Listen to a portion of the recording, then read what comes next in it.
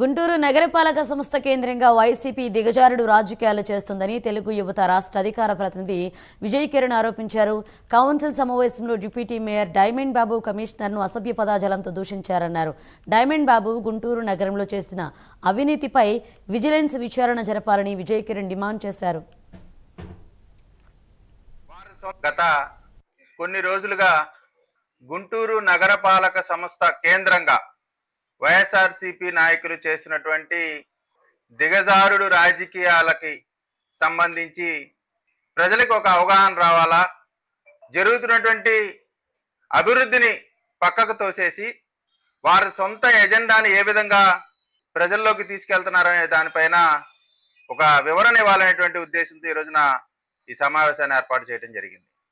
వాస్తవంగా అసలు జరిగిన వివాదం ఏమిటంటే, కౌన్సిల్ సమావేశంలో కమిషనర్ గారిని డిప్యూటీ మేయర్ అనుచిత వ్యాఖ్యలు.